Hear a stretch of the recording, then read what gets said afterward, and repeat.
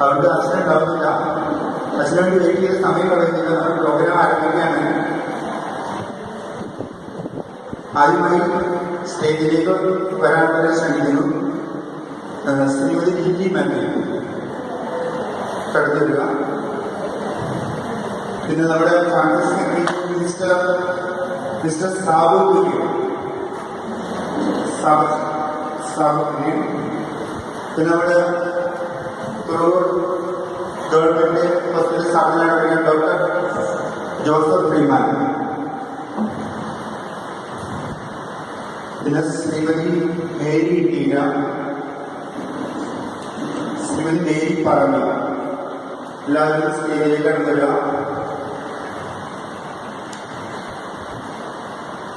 നമുക്കെല്ലാം ഈശ്വര പ്രാർത്ഥനയോടെ നമ്മൾ യോഗം ആരംഭിക്കുകയാണ്.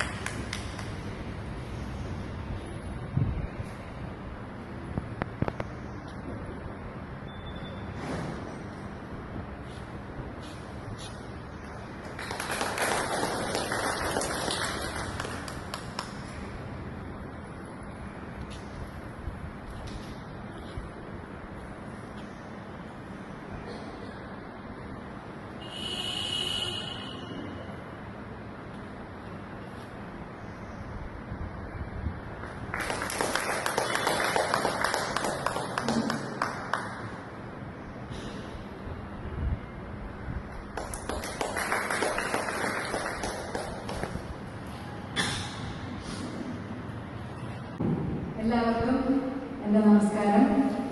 ആദ്യം തന്നെ ഈ ഉച്ചയ്ക്ക് ഒരു വെയിലത്ത് ഈ ചൂടത്ത് ഇവിടെ വന്ന് നിങ്ങളെല്ലാവരും ഇരിക്കുന്നതിന് തന്നെ വളരെയേറെ സ്നേഹവും നന്ദിയും എനിക്ക് തോന്നുന്നുണ്ട് നിങ്ങളോടൊക്കെ. ഞാൻ അമേരിക്കയിൽ നിന്ന് വന്നിട്ടുള്ളതാണ്. ഇവിടെ ഒരു 2 ആഴ്ചത്തെ അവധിയുള്ളൂ. അപ്പോൾ ഈ വർഷം യൂണിസെഫിൻ്റെ ഒരു ഇതനുസരിച്ച് കൈ കഴുകുന്ന കാര്യത്തിലാണ് കൂടുതൽ ഈ ലോകം മുഴുവനും വ്യക്തത മനസ്സിലാക്കാൻ ശ്രമിക്കുന്നത്. അപ്പോൾ അതേപറ്റിയായിരിക്കും ഞാൻ ഇവിടെ സംസാരിക്കുന്ന സബ്ജക്റ്റുകളിൽ ഒരെണ്ണം മലയാളം ചെറിയ ബുദ്ധിമുട്ട് വരുന്നുണ്ട്, സോറി. അതായിരിക്കും എൻ്റെ സബ്ജക്റ്റ്. നമ്മളതിനെപ്പറ്റി കൂടുതൽ സംസാരിക്കുന്നതായിരിക്കും. എല്ലാവർക്കും ഒരിക്കൽ കൂടെ താങ്ക് യു. എനിക്കറിയാം നിങ്ങളെല്ലാവരും വളരെ കഷ്ടപ്പെട്ടാണ് ഇവിടെ വന്നിട്ടുള്ളത്. ഈ ഹോൾ ഇവിടെ തയ്യാറാക്കാനും ഇവിടെ വരാനും എല്ലാം അറേഞ്ച് ചെയ്യാനും ഇവിടെ സാബു, പ്രത്യേകിച്ച് ഡോക്ടർ ഫ്രീമൻ, എല്ലാവരോടും പ്രത്യേകം നേരത്തെ തന്നെ ഞാൻ എൻ്റെ നന്ദി അറിയിക്കുകയാണ്. അധികം താമസിപ്പിക്കാതെ നമ്മൾ ക്ലാസ്സിലേക്ക് കടക്കുന്നതായിരിക്കും. നന്ദി. ചേട്ടൻ ചോദിച്ച ചോദ്യം വളരെ ഇമ്പോർട്ടൻ്റ് ആണ്. പക്ഷേ ആദ്യം സാബു പറഞ്ഞ പോലെ ഞങ്ങളുടെ മരുന്ന് എടുക്കാനോ മരുന്ന് പ്രചരിപ്പിക്കാനോ മരുന്ന് കമ്പനികളുമായിട്ടോ യാതൊരു ബന്ധത്തിലും വന്നിട്ടുള്ളതല്ല. ഞാൻ എൻ്റെ സ്വന്തം ഇഷ്ടപ്രകാരം ചെയ്ത ഒരു ചെറിയ സൗജന്യ ബോധവൽക്കരണ ക്ലാസ് മാത്രമാണിത്. സാബു പറയുന്നത് എൻ്റെ ഭർത്താവിൻ്റെ ഇളയ സഹോദരൻ വളരെ ചെറുപ്പത്തിലെ ഡെങ്കി ഫീവർ വന്ന് അകാലം മരണപ്പെട്ടു ഈ 2 മാസത്തിന് മുമ്പ്. അത് ഞങ്ങൾ ഫാമിലിയൊക്കെ വളരെ സങ്കടത്തിലാണ്. അപ്പോൾ അങ്ങനെ വന്ന ആ സമയത്ത് ഞാൻ തന്നെ ഏറ്റെടുത്ത ഒരു പ്രതിജ്ഞയാണ് മറ്റു മനുഷ്യർക്കെങ്കിലും ഈ ഡെങ്കി ഫീവറിനെ പറ്റി ഒരു ബോധവൽക്കരണം നടത്തി കൊടുത്ത് അതെങ്കിലും രക്ഷപ്പെടുത്തേന്ന്. നിങ്ങൾ എൻ്റെ ഭർത്താവിൻ്റെ സഹോദരി വളരെ സഹോദരൻ്റെ ഭാര്യ ഈ സദസ്സിൽ ഇരുന്ന ചെറുപ്പക്കാരെ പോലെ നിന്ന ഒരു ചെറിയ ചെറുപ്പക്കാരിയാണ്. അവരൊന്നും അനുഭവിക്കുന്ന സങ്കടം കണ്ടുകഴിഞ്ഞാൽ നിങ്ങൾ ആരും സഹിക്കില്ല. 3 കുട്ടികളുണ്ട്. അങ്ങനെ ഒരു ബുദ്ധിമുട്ട് വന്നപ്പോൾ അത് കണ്ടതുകൊണ്ടാണ് ഞാൻ ഇന്നത് മനസ്സിലാക്കാൻ തയ്യാറായത്. അപ്പോൾ ആ കൂട്ടത്തിൽ ഡോക്ടർ ശ്രീനോട് വേറൊരു ക്ലാസ് കൂടെ ആവശ്യപ്പെടുകയാണ് ചെയ്തത്. ഏതായാലും നിങ്ങൾക്കുള്ള ബുദ്ധിമുട്ട് വരികയാണ്. അപ്പോൾ അതിൽ നിന്ന് എന്തെങ്കിലും ഫലം ലഭിക്കുന്നതിന് വിചാരിച്ച് മാത്രം നടത്തിയ ക്ലാസ്സാണ്. ഒരിക്കൽ കൂടെ ഇവിടെ യാതൊരു വിധത്തിലുള്ള മരുന്നുകൾ വിൽക്കുകയോ പിന്നെ പ്രചരിപ്പിക്കുകയോ മരുന്ന് കമ്പനികളുമായിട്ട് യാതൊരു വിധത്തിലുള്ള കച്ചവടമോ എനിക്കില്ല. അത് ഒരിക്കൽ കൂടെ ഓർമ്മിപ്പിക്കുകയാണ്. ഹാൻഡ് വാഷിങ്ങിനെ പറ്റി, അതായത് കൈ കഴുകി ഹസ്തശുദ്ധിയെ പറ്റി മനസ്സിലാക്കി കൊടുക്കണമെന്ന് മാത്രമായിരുന്നു. അതും ലഭ്യതയോടെ കുറിച്ചിട്ടാണ് സംഗതികളാണ് ഞാൻ ഉദ്ദേശിച്ചത്. ചേട്ടൻ്റെ ചോദ്യത്തിന് ഉത്തരം പറയാൻ എൻ്റെ കയ്യിലില്ല.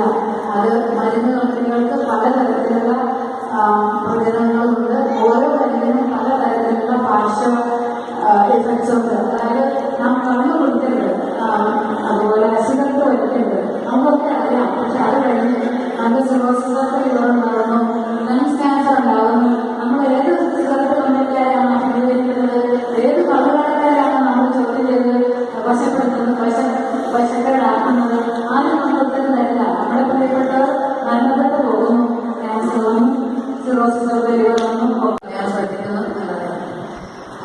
അതുപോലെ നമ്മളൊക്കെ എല്ലാ ദിവസവും ഉപയോഗിക്കുന്ന കമ്പ്യൂട്ടർ, കീബോർഡ്, ബസ്സിൽ യാത്ര ചെയ്യുമ്പോൾ ഉപയോഗിക്കുന്ന ഈ കമ്പി, അങ്ങനെയുള്ള പല സാധനങ്ങളും നമ്മൾ ഇങ്ങനെ പിടിക്കാറുണ്ട്. അതിലൊക്കെ എത്രയോ മനുഷ്യർ തുടങ്ങുന്നത് പിടിക്കുന്നുണ്ട്. അപ്പോൾ അവിടെയൊക്കെ രോഗങ്ങൾക്ക് ധാരാളം ഉണ്ടാകാൻ ചാൻസസ് ഉണ്ട്. അതൊന്നും നമ്മൾ ഒരിക്കലും ചിന്തിക്കാറില്ല. വേറൊരു സംഗതി അതുപോലെ പ്രാധാന്യമുള്ളതാണ് നമ്മൾ ദിവസവും കൈകാര്യം ചെയ്യുന്ന പൈസ, അതായത് നാണയങ്ങൾ, നോട്ടുകളും ഒക്കെ. പ്രത്യേകിച്ച് ഈ ആഴ്ചയിൽ 500-ന്റെ 1000-ന്റെ നോട്ടില്ലാന്ന് പറഞ്ഞ ആളുകൾ ഓടി നടന്ന് എല്ലാവരും ധൃതിയിൽ പണം കൈമാറുന്നതാണ്. അതായത് ഷാളുകൾ തുടങ്ങി വളരെ ഉയർന്ന തലത്തിലുള്ള ധനികർ വരെ കൈകാര്യം ചെയ്യുന്നതാണ് ഈ മണി. പ്രത്യേകിച്ച് ഇപ്പോഴെന്നല്ല എപ്പോഴും അത് കൈ നമ്മൾ കടയാണ്. കാരണം അവരുടെ എന്തൊക്കെ അസുഖങ്ങളുള്ളവരായിരുന്നു എന്ന് നമ്മളൊരിക്കലും ചിന്തിക്കാറില്ല. അതുകൊണ്ട് പൈസയും ഇങ്ങനെയുള്ള കാര്യങ്ങളൊക്കെ കൈകാര്യം ചെയ്ത് കഴിഞ്ഞിട്ട് നമ്മൾ അവസരങ്ങൾ കിട്ടുമ്പോഴൊക്കെ കൈ കഴുകുന്നത് നല്ലതായിരിക്കും. കൈ കഴുകി സോപ്പിട്ട് കൈ ഉണക്കുന്നത്.